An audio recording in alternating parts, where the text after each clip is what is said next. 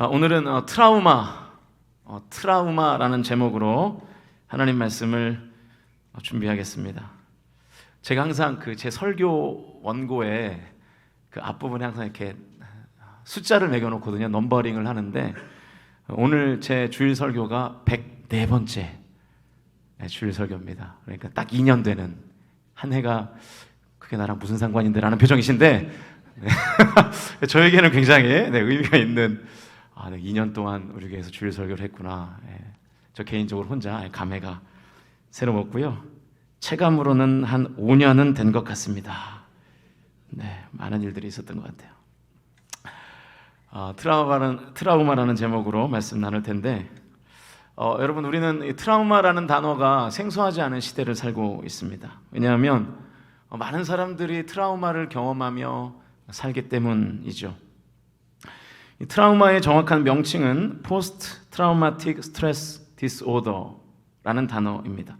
그래서 앞글자만을 따서 PTSD라고 부르기도 하고, 이 두 번째 단어만 끄집어내서 트라우마라고 부르기도 합니다.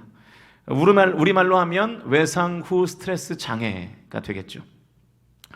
이 트라우마는 상처라는 그리스어를 이렇게 끄집어낸 거라고 해요. 그래서 상처받은 경험이 재현될 것 같은 상황에 처하면 이제 우리가 스트레스를 받고 이제 트라우마에 빠지는 것입니다.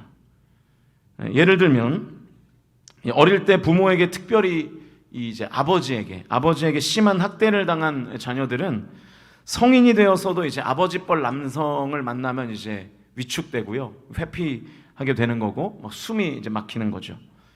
학대당하던 어린 시절이 겹쳐 보이는 거죠. 이렇게 오버랩이 되면서 나랑 아무런 상관이 없는 어른을 만나도 그 트라우마가 이제 발현이 되는 것입니다. 그게 이제 심하면 우울증과 공황 장애가 올 수도 있고요, 정신과에 입원을 해야 되는 상황이 발생하기도 하죠. 수련 중인 한 인턴이 이제 정신과 턴이 되어서 정신과에서 이제 수련을 받고 있었다고 합니다.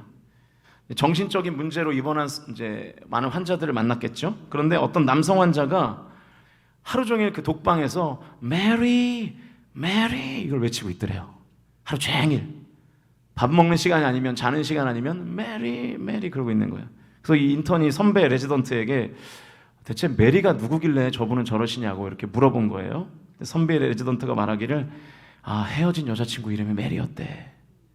이별의 아픔이 너무 커가지고 지금 트라우마에 빠져 있는 거야, 이렇게 설명을 이제 했더라는 거야. 그러니까 이제 인턴이 지금 얼마나 메리라는 여성을 사랑했으면 저랬을까 싶었던 거죠. 안타까우면서 옆방을 갔는데 그 방에 있는 남성도 하루 종일 계속해서 메리 그러더래요. 인턴이 너무 놀라가지고 선배한테 어떻게 된 거냐고, 왜 또 저 남성은 메리를 저렇게 찾냐고 물으니까 선배 레지던트가 말하기를 저 남성분이 헤어진 메리의 남편이야 그러더래요. 1부 때도 이해를 못 하시던데 2부 때도 이해를 못 하시네요. 그러니까 똑같은 메리를 한 남자는 헤어져서 트라우마에 빠졌고, 또 한 남성은 만나서 결혼해서 트라우마에 빠졌다, 그 얘기입니다. 넘어가겠습니다. 이해를 못하면. 오늘 설교를 죽쓸 것 같다는 느낌이 강하게 밀려오는데 넘어가죠. 설교를 준비하면서 나에게도 트라우마가 있을까를 생각해 봤습니다. 여러분, 저에게도 트라우마가 있을까요? 목사인데 트라우마가 있을까? 제가 생각해 보니까 트라우마가 있는 것 같더라고요. 여러분 아시는지 모르겠지만 저는 가난한 집에서 태어났습니다. 어려서부터 우리 집은 가난했었고요, 남들 다 하는 외식 몇 번 한 적이 없었고, 일터에 나가신 어머니 집에 없으면 저는 언제나 혼자서 라면을 많이 끓여 먹었. 이게 젊은 사람들만 지금 웃고 있어요. 이게 뭐냐면 이제 유행가의 가사인데 오늘 뭔가 잘 안 풀립니다. 혼자서 라면을 많이 끓여 먹었던 것 같아요, 가난해서. 당시 저희 아버지는 이제 아파트 경비로 일하셨고, 저희 어머니는 이제 시장에서 야채를 떼다가 이제 파는 일을 하셨습니다. 초등학교 때까지만 해도 5식구가 저희 단칸방에 이제 살았죠. 경제적으로 어려웠습니다. 제일 불편한 게 뭔가 화장실이에요. 뭐 소변이야 대충 뭐 부엌에서 이렇게 보면 되는데 자려고 누웠는데 배가 아프면 이제 큰일 나는 거예요. 왜냐하면 화장실이 밖에 있기 때문에 공중 화장실을 썼기 때문에 뛰어가서 한 5분을 가야 화장실이 있는 거죠. 청년들 죄송합니다. 라떼 얘기를 해가지고. 아무튼 그런데 그런 상황에서 제가 이제 유년기를 보냈는데도 저에게 그렇게 상처가 되지 않았습니다. 재밌었어요. 그 시간들이 너무나 행복했고 불편하다는 생각은 했지만 불행하다는 생각은 안 해봤던 것 같습니다. 그래서 이 가난이 저에게는 특별히 어떤 상처나 트라우마로 작동하지 않았던 것 같아요. 그런데도 저에게 트라우마가 있는데 그 뭔가를 곰곰이 생각해 보니까 최근에 있었던 일이었던 것 같습니다.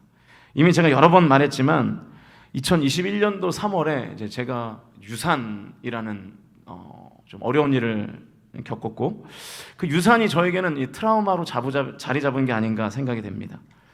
사실 유산이라는 게 요즘은 너무 많은 가정에서 일어나는 아주 빈번한 일들이라고는 하지만 그렇다고 해서 아무렇지 않지는 않더라고요. 지금도 가끔 성도들이나 성도들의 자녀의 뱃속에서 자라가는 아기들이 가끔 뭐 위험하다는 얘기를 들으면 그 2021년도 3월이 기억이 납니다. 그러면서 더 간절히 기도를 하게 되는 것 같아요. 제가 뭐 TV를 거의 안 보지만 어쩌다가 이 드라마에 뭐 유산에 관련된 이야기가 나오거나 그러면 제가 채널을 돌려버립니다.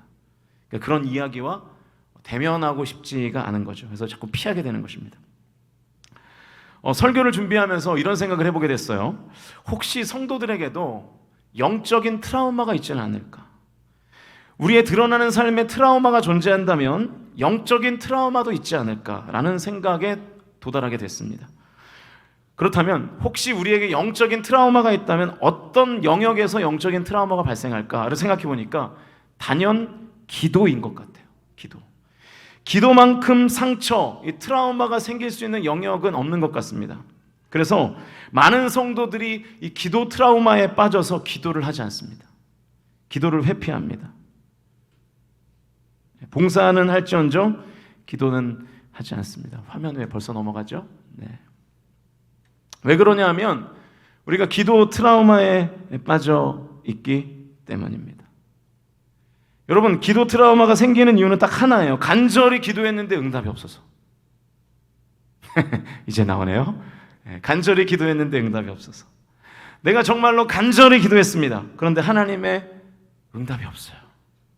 그래서 차마 입 밖으로는 말은 안 하지만 하나님께 우리는 상처를 받습니다. 기도해봐야 별거 없구나. 목회하면서 이런 성도들을 굉장히 많이 만납니다. 신방을 하면서 대화를 나누다 보면 은근하게 기도해도 소용없다는 이야기를 하시는 성도님들이 많아요. 우리 교회도 많아요.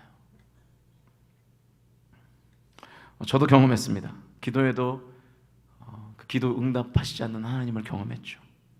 자꾸만 이 얘기를 해서 죄송하지만 둘째 아이를 갖고 이제 아내가 배가 아프다 그래서 이제 병원을 갔더니 의사가 이제 유산인 것 같다는 거예요. 근데 지금으로서는 정확히 진단하기가 어렵대요. 그래서 정확히 기억은 나지 않는데 3일 후인가 5일 후인가 다시 와서 그때도 이제 뭐 아기 집이 자라 있지 않으면 그때 확실히 유산을 진단하겠다고 하더라고요. 여러분, 그 얘기를 듣고 제가 어떻게 했을까요? 하나님께 매달렸습니다. 하나님 제발 살려주십시오. 이 아이 살려주십시오. 저 간절히 기도했어요. 그런데 제 기도에 하나님이 응답해 주시지 않았습니다. 신앙생활하는 거의 대부분이 이런 경험들을 하실 겁니다. 여러분, 영적 거장이라고 해서 상황은 별로 다르지 않습니다. C.S. 루이스라는 아주 유명한 많은 책을 쓴 영적 거장이 있죠. 그분이 이제 아내와 사별한 후에 헤아려 본 슬픔이라는 책을 썼습니다. 그 책에 이런 내용이 있는데 제가 읽어드립니다. 여러분 화면으로 한번 보십시오. 다른 모든 도움이 없는 절박한 상황에서 그분께 가면 무엇을 발견하게 되는가? 바로 면전에서 쾅 닫히는 문과 안에서 빗장을 이중으로 거는 소리와 그 다음에는 침묵이다. 그냥 몸을 돌리는 편이 낫다. 오래 기다릴수록 침묵이 더 강하게 느껴진다. 창문에 불빛 한 점이 없다. 빈 집인지도 모른다. 누가 살았던 집인가? 예전에는 그랬던 것 같아. 분명 그랬던 것 같다. 이것이 무슨 의미일까? 왜 하나님은 내가 번영할 때에는 사령관으로서 늘 내 곁에 계시다가 내가 힘들 때는 전혀 보이지 않고 전혀 도움을 주시지 않으시는가? 이게 C.S. 루이스 같은 이 거장이 책을 통해서 고백했던 내용입니다. 나의 기도에 응답하시지 않는 하나님을 경험하는 거죠. 여러분, 이런 경험들이 우리의 신앙생활에 점점 쌓이다 보면 우리는 이제 기도 무용론에 사로잡힙니다. 기도해봐야 별거 없네. 지금 아마 이 자리에 계신 많은 성도님들이 그렇게 생각하실 거예요. 저는 그런 확신이 있어요. 그래서 저는 오늘 이 시간에 기도 트라우마에 빠져서 기도를 쉬고 계신 성도님들에게 하나님의 마음을 변호하는 설교를 준비했습니다. 왜 하나님은 내 기도에 응답해 주시지 않으셔서 나를 기도 트라우마에 빠지게 하셨을까? 말씀을 인용해 가면서 설명하겠습니다. 가장 중요한 이유인데요, 근본적인 이유라고 말할 수 있겠습니다. 여러분, 마음속으로 여러분 자신에게 한번 이 질문 대답해 보십시오. 그냥 설교를 듣고 계시면 마시고 정말로 들으시면서 내 마음에 질문해 보세요. 이 질문이 부담스러운 질문인 것은 분명하지만 꼭 필요한 질문입니다. 질문은 이겁니다. 당신은 정말 그리스도인입니까? 당신은 정말 성도입니까? 제가 이 질문을 왜 드리냐면, 많은 사람들이 하나님을 그저 급할 때 지푸라기 잡는 심정으로 기대는 우주적인 힘 정도로 인식하기 때문입니다. 평소에는 하나님 없어도 돼요. 아무 상관없어요. 어떤 고난이 닥쳐야만, 내가 죽을 병에 걸려야만, 내 자녀에게 문제가 생겨야만 지푸라기 잡는 심정으로 부여잡는 그냥 어떤 우주적인 힘으로 우리가 하나님을 인식하는 것은 아닌가. 하나님과의 인격적인 관계가 없는 거예요. 어쩌면 우리의 기도가 요술 램프를 문지르고 요정에게 소원을 비는 것과도 같은 행위가 됐을지도 모른다는 거죠. 하나님과 내가 인격적인 관계가 아니라는 뜻입니다. 여러분, 분명히 기억하십시오. 기도 응답에 관한 하나님의 약속은 언제나 그분의 자녀들에게만 향하고 있습니다. 성경 어디에도 하나님은 그분 밖에 있는 사람에게 기도 응답을 약속하신 기록이 없습니다. 기도 응답의 약속은 죄에서 돌아서서 그리스도를 영접한 사람, 십자가에서 완성된 그리스도의 사역을 따르는 사람에게만 하나님께서 주시겠다고 약속하셨어요. 그래서 기도가 특권이라고 우리가 말하고 있는 것입니다. 오늘 본문이 그 내용이잖아요. 요한복음 9장 32절 말씀 다시 한번 같이 읽어보죠. 시작. 하나님이 죄인의 말을 듣지 아니하시고 경건하여 그의 뜻대로 행하는 자의 말을 들으시는 줄을 우리가, 그러니까 하나님은 예수 그리스도를 따르는 예수 그리스도의 뜻대로 사는 사람들의 말, 그들의 기도를 들으신다는 거예요. 성경에 명확하게 나와 있습니다. 성경대로 우리 신앙생활 하자고요. 시편 66편 17절에서 20절까지의 말씀도 비슷한 맥락인데요. 같이 읽겠습니다. 시작. 내가 나의 입으로 그에게 부르짖으며 나의 혀로 높이 찬송하였도다. 내가 나의 마음에 죄악을 품었더라면 주께서 듣지 아니하시리라. 그러나 하나님이 실로 들으셨으며 내 기도 소리에 귀를 기울이셨도다. 하나님을 찬송하리로다.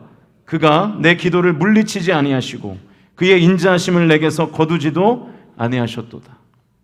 여러분, 이 말씀도 요한복음의 말씀과 맥락이 똑같습니다. 악한 마음으로 기도하면 하나님 안 들으신다는 거예요. 근데 여러분, 여기서 악한 마음은 다른 사람을 미워하는 마음 그런 정도가 아닙니다. 악의 현상, 죄의 현상을 말하는 것이 아니라 궁극적인 악을 말하는 거예요. 궁극적인 악이 뭡니까? 하나님이라는 관역에서 벗어난 상태,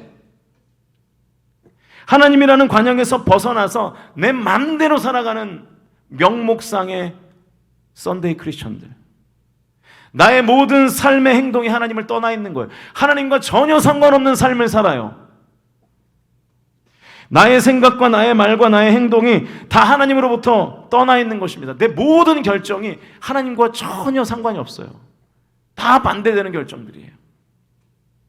나의 시간 사용과 나의 재정 사용과 나의 재능 사용과 나의 건강의 사용이 전혀 하나님과 상관없이 살아갑니다. 그런 상태를 말하는 것입니다. 내가 하나님의 자녀로, 그리스도인으로, 성도로 살고 있는가 하는 것입니다.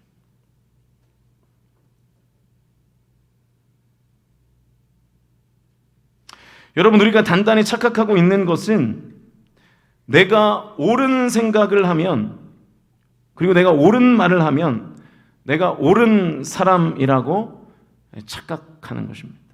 여러분 절대로 그렇지 않습니다. 옳은 행동을 하는 나쁜 사람이 옳은 말을 하는 나쁜 사람이 얼마나 많은지 아세요? 옳은 행동을 해야 옳은 사람이에요. 마찬가지로 신앙생활도 성경적인 생각을 하고 성경적인 말을 한다고 내가 성경의 사람인 것이 아닙니다. 우리는 그렇게 착각하고 살아요. 내가 성경적인 말을 하고 내가 영적인 말을 하면 내가 영적인 사람인 줄 압니다. 착각입니다. 하나님의 뜻대로 행하는 자가 그리스도인이 되고 성경이 사람이 된다는 것을 저와 여러분이 진정으로 믿으실 수 있기를 주님의 이름으로 간절히 축원드립니다. 그래서 하나님께서는 하나님의 자녀로 행하며 사는, 그리스도인으로서 행하며 사는, 성도로서 행하며 사는 자들의 기도를 들으시고 응답해 주신다는 거예요. 여러분, 그래서 이게 자녀의 권세이고 특권입니다. 요한복음에서 말씀하시죠. 1장 12절 말씀 같이 읽겠습니다. 시작. 영접하는 자, 곧 그 이름을 믿는 자들에게는 하나님의 자녀가 되는 권세를. 여러분, 하나님 자녀가 되는 것 자체가 권세라는 거예요. 영어 성경을 보니까 이 권세가 파워로 번역되어 있어요. 하나님 자녀가 되는 것이 능력이래요. 오늘 설교의 맥락으로 맞춰보면 하나님의 자녀가 되는 것이 하나님께 기도 응답을 받는 능력이 된다는 것입니다. 여러분, 물론 이 말은 하나님께서 불신자의 기도는 전혀 응답을 하시지 않는다, 그런 뜻은 아닙니다. 때때로 하나님은 믿지 않는 사람들의 기도에도 응답하세요. 성경을 보면 하나님의 자녀가 되지 않는 많은 사람들의 기도에 하나님께서 응답하셨습니다. 그런데 중요한 것은 뭐냐면 하나님은 불신자의 기도에 반드시 응답하겠다고 약속하신 기록이 없다는 거예요. 응답하실 수도 있지만 반드시 응답하시겠다는 약속이 없다는 거예요, 성경에. 예를 들면 이런 거죠. 저는 이한이의 부모입니다. 그런데 이한이의 선교원 친구가 저에게 뭘 사달라고 하면 제가 사줄 수 있죠. 그러나 반드시 사줘야 될 의무가 저에게 있지는 않죠. 저는 이한이를 책임질 의무가 있습니다, 부모로서. 전 법적으로도 부모고. 그래서 이한이를 방치하면 제가 법적인 처벌도 받지 않습니까, 요즘은? 그렇듯이 하나님은 그분의 백성들을 책임져 주시는 거예요. 반대로 진정한 그리스도인이 아니면, 진정한 성도가 아니면 하나님께서는 그 기도에 반드시 응답하실 의무가 없다는 거예요. 응답하실 수도 있지만 응답하실 의무가 없다는 것입니다. 그러니까 기도를 해도 내가 응답이 없다 그러면서 하나님께 상처받기 이전에, 기도 트라우마에 빠지기 이전에 나는 내 자신을 솔직하게 바라봐야 합니다. 내가 정말 하나님의 뜻대로 행하는 그리스도인인가? 내가 정말 하나님의 뜻대로 행하는 성도인가? 네, 여러분, 이 메시지를 또 율법적으로만 받으시면 안 돼요. 하나님의 뜻을 우리가 어떻게 다 지키겠습니까? 우린 다 연약한 죄인인데요. 그러니까 이렇게 생각하시면 됩니다. 제가 몇 주 전에도 나침판으로 예를 들었잖아요. 우리의 방향이, 우리의 인생의 방향이 하나님의 뜻이어야 한다는 거예요. 흔들려도 결국 북쪽을 향하는 나침반처럼 흔들려도 결국 하나님의 뜻을 향하는 삶이 되어야 한다는 것입니다. 내가 흔들릴지언정 하나님의 뜻을 향해서 걷겠다. 내가 오늘도 쓰러지고 넘어지지만 다시 일어나서 예수님을 닮아가겠다라는 결단이 그리스도인이라는 표징인 것입니다. 성도가 아니면 그런 결단을 내릴 수 없어요. 그런데 안타깝게도 많은 교인들이 있지만, 교회를 다니지만 하나님의 뜻에는 전혀 관심이 없고 예수님 닮기는 전혀 소망하지 않는 교인들이 교회 안에 있다는 것입니다. 예수님처럼 못 사는 게 아니라 예수님처럼 안 살아요. 아예 그런 마음이 없어요. 그래서 하나님의 뜻에는 관심이 없고 내 뜻만 이루려고 기도하는 사람들의 기도에 하나님은 응답하실 의무가 없습니다. 그러니까 여러분, 기도 응답이 없다고 하나님을 원망하시기 전에 내 삶이 하나님의 뜻을 향할 마음이 있는가, 내가 하나님의 뜻 가운데 순종할 마음이 있는가를 점검하셔야 됩니다. 내가 예수님의 인격과 성품을 닮아가는 방향으로 걷고 있는가가 중요합니다. 왜냐하면 그 사람이 하나님의 자녀거든요. 이것이 기도에도 하나님께서 응답하시지 않아서 기도가 상처가 된 저와 여러분에게, 기도가 트라우마가 된 저와 여러분에게 제가 할 수 있는 하나님의 변호입니다. 사랑하는 성도 여러분, 저와 여러분이 하나님의 뜻을 향해 걸으실 수 있기를 주님의 이름으로 간절히 축원드립니다.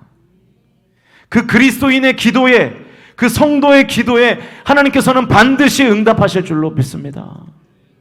교회 다닌다고 다 성도 아닙니다. 여러분 착각하지 마십시오. 또 다른 이유가 있습니다. 왜 하나님은 나의 기도에 응답하시지 않으실까요? 그래서 왜 내가 기도에 상처받고 기도 트라우마에 빠지게 하실까요? 야고보서 4장 2절 후반부와 3절 말씀 같이 읽겠습니다. 읽습니다. 시작. 너희가 얻지 못함은 구하지 아니하기 때문이요 구하여도 받지 못함은 정욕으로 쓰려고 잘못 구하기 때문이라. 명확한 이유가 두 가지입니다. 첫 번째는 여러분 기도 안 하면 응답 못 받습니다.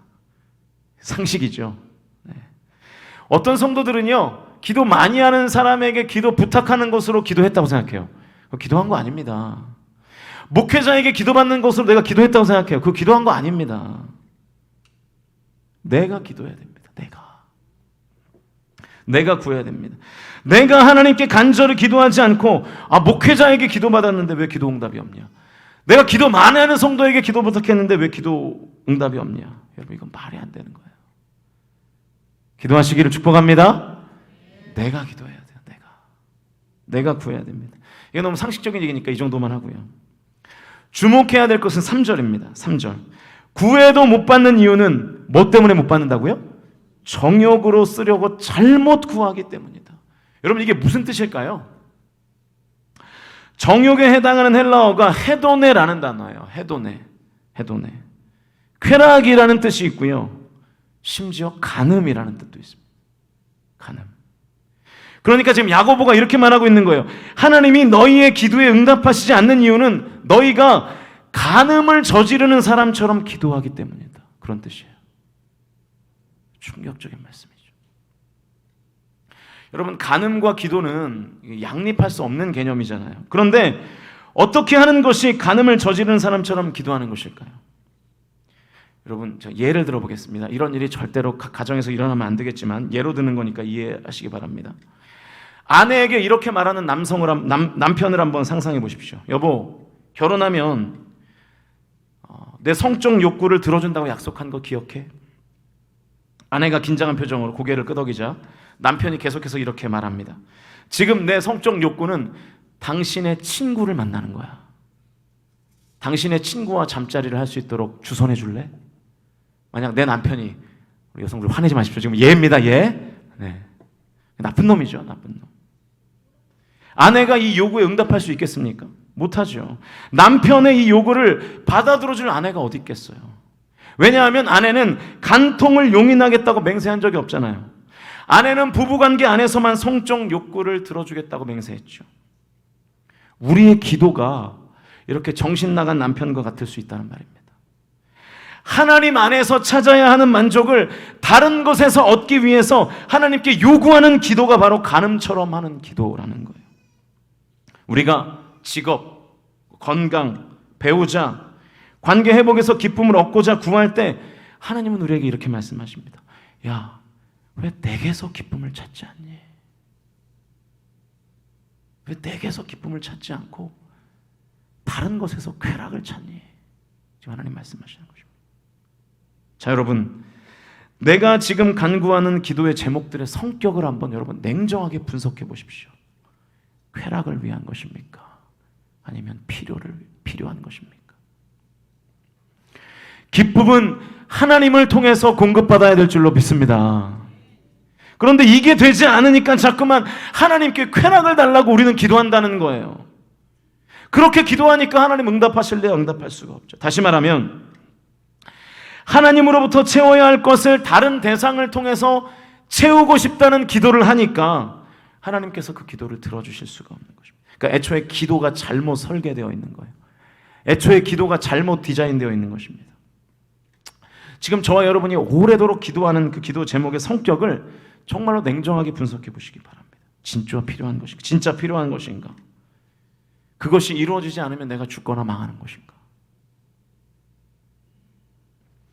이 기도에 관한 유명한 성경 구절이 있잖아요. 마태복음 6장 33절. 우리 같이 읽어볼까요? 시작. 그런즉 너희는 먼저 그의 나라와 그의 의를 구하라. 그리하면 이 모든 것을 너희에게 더하시리라. 할렐루야. 이 말씀의 성취가 저와 여러분의 삶 가운데 일어나시기를 주님의 이름으로 축복합니다. 저는 오늘 설교 준비를 하면서 이 말씀이 이렇게 읽히더라고요. 너희에게 진짜 필요한 건 그의 나라와 그의 의야. 나머지는 다 부차적인 거니까 내가 그냥 줄 거야. 그런데 우리가 진짜 필요한 것을 구하지 않으니까, 필요 없는 것을 구하니까 하나님 응답하시지 않는 것입니다. 여러분, 어쩌면 우리의 기도가, 이거 좀 충격적으로 들리실 수 있겠지만, 어쩌면 우리의 기도가 영적인 간음을 하게 해달라는 말도 안 되는 기도인지도 몰라요.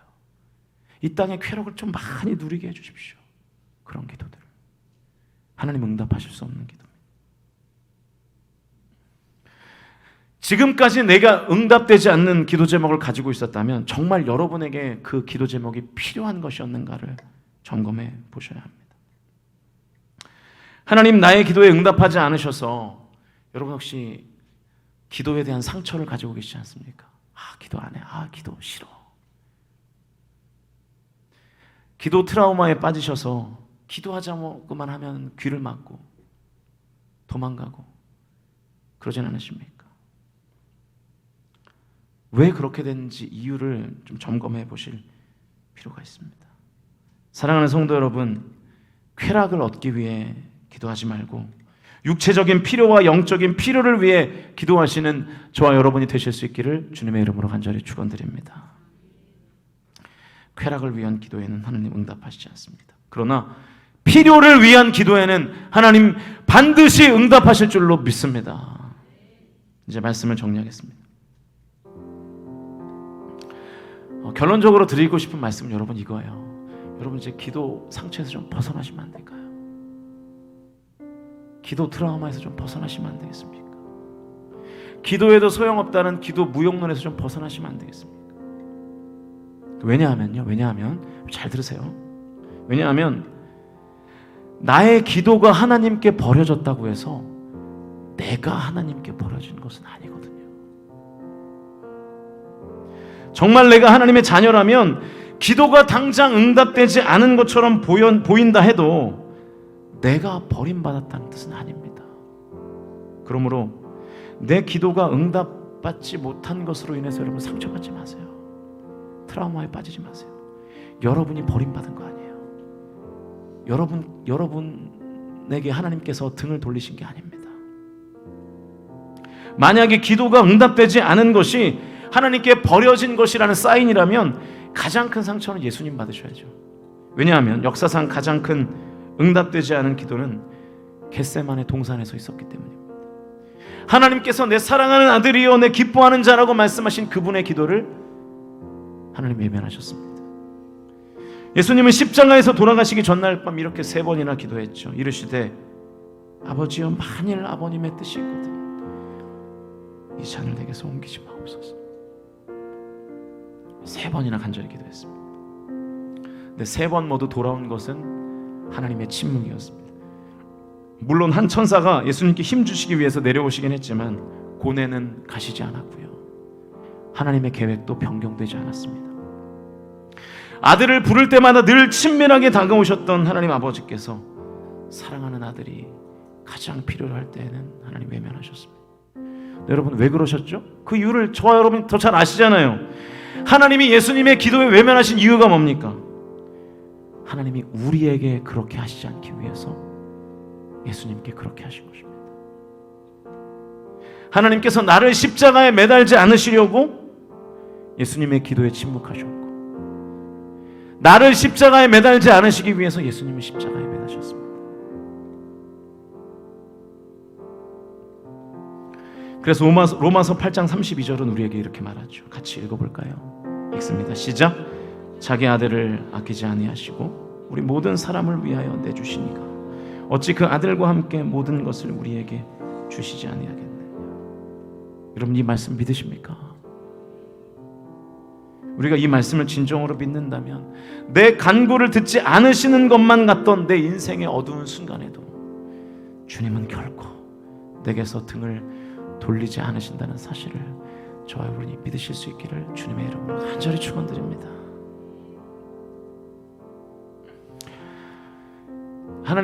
예수님은 말씀하셨어요. 내 집은 기도하는 집이다. 예수님 또 말씀하셨습니다. 기도 외에는 이런 종류가 나갈 수 없다. 우리가 기도해야 될 이유는 이 두 가지의 성경 구절로 충분합니다. 여러분, 기도하셔야 될 상황이 있지 않습니까? 왜 기도 안 하십니까? 지금 급박한 상황 가운데 있지 않으십니까? 무슨 깡으로 기도 안 하십니까? 여러분, 기도에 대한 상처를 거두십시오. 기도 트라우마를 이제 좀 끝내세요. 거기서 벗어나세요. 응답되지 않은 기도로 인한 상처를 거두십시오. 기도 트라우마를 극복하시고 기도의 골방에서 기도하시고 기도의 미스바 광장으로 나와서 기도하실 수 있기를 주님의 이름으로 간절히 축원드립니다. 여러분, 기도하면 하나님 일하실 줄로 믿습니다. 기도하면 하나님 역사하실 줄로 믿습니다. 우리 교회가 회복해야 될 것, 기도인 것 같습니다. 다른 거 아니에요. 기도입니다. 기도.